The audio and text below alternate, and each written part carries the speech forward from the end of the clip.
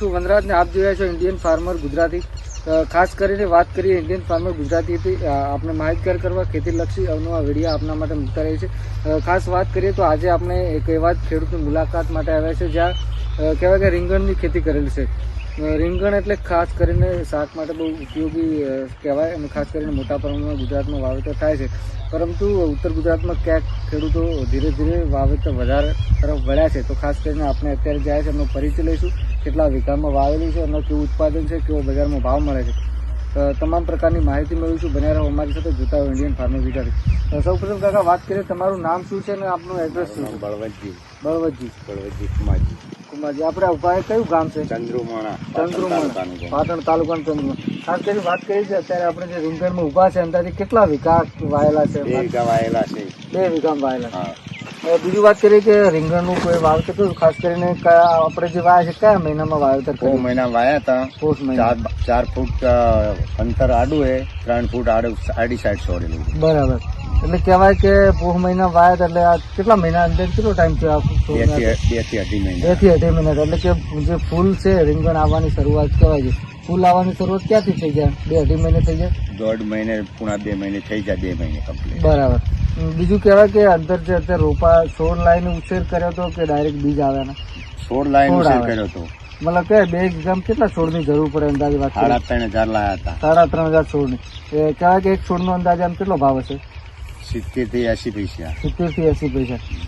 બીજું કહેવાય કે વાવેતર કર્યા પછી અત્યારના સમયમાં આપણે ઉભા એમની કોઈ રોગ આવે ખરો? રીંગણાની વાત કરીએ હાલ તો કોઈ રોગ આવ્યો નહીં હજી। બરાબર, હજી કોઈ દવા બીજી સોટી નહીં। બરાબર। અને હવે આવે એટલે દવા સોટવાની। બીજું કહેવાય કે અત્યારે શરૂઆતથી 2-2.5 મહિના થયા, મતલબ વીણ આવવાની શરૂઆત કેટલા ટાઈમ પછી થઈ જાય? મહિને, 1.5 મહિને કે અંદાજે? વેણ આવવાની બે મહિના પછી હવા 2 મહિના થાય એટલે કમ્પ્લીટ વેણવાનું ચાલુ થઈ જાય। એટલે થોડો ઉતરે, વધુ ઉતરે, 2 આવે, 4 આવે, 5 આવે, 6 આવે, 7 આવે, એટલે 2-3 હપ્તા વેણા એટલે બાકી ફૂલ શક્યતા થઈ જાય। પછી બીજું કહેવાય કે મોટો થતો જાય એમ વિકાસ વધે જાય। બરાબર, છોડનો વિકાસ વધે, સાથે ફૂલ હોય એટલે આવક વધી જાય। આવક વધી। બીજું કે અત્યાર સુધી આપણે અંદાજે કેટલી વખત વીણ વીણ્યા છે ને એક વીણની અંદાજે કેટલું ઉત્પાદન વજનની વાત કરીએ તો? પહેલા હપ્તે 10 કિલો જ નીકળે તો, બરાબર, બીજા હપ્તે 20 કિલો નીકળે, બરાબર, ત્રીજે હપ્તે 5 મણ નીકળે, એટલે 100 કિલો।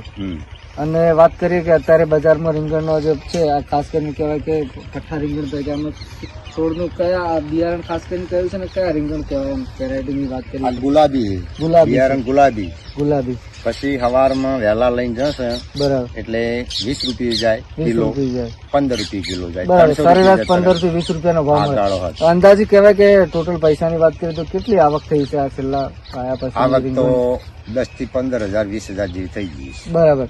ખાસ કરીને કોઈ ધારો કે બીજા કોઈ ખેડૂત મિત્રને આવે ખેતી કરવી છે તો અંદાજે ખાસ કરીને ટોટલ ખર્ચો કેટલો થાય રીંગણનો? ખર્ચો કોઈ મારી નાખતો નથી, તમારી જેવી ટીડની। બરાબર।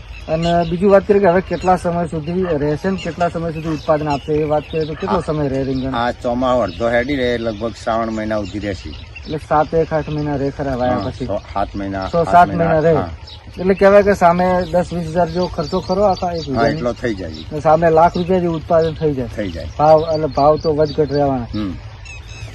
તો આપણે ખાસ જોયું પ્રમાણે કે ઉત્તર ગુજરાતમાં આમ તો શાકભાજીની ખેતી ઓછા પ્રમાણમાં થતી હોય છે, પણ એક એવા ખેડૂત મિત્ર છે જ્યાં પાટણ જિલ્લાના પાટણ તાલુકાના ચંદ્રુમણા ગામ ખાતે જેમને 2 વીઘાના રીંગણ કહેવાય ગુલાબી પઠ્ઠાનું વાવેતર કર્યું છે। ખાસ કરીને એમને સરસ આવક પણ છે અને સરસ આયોજન છે।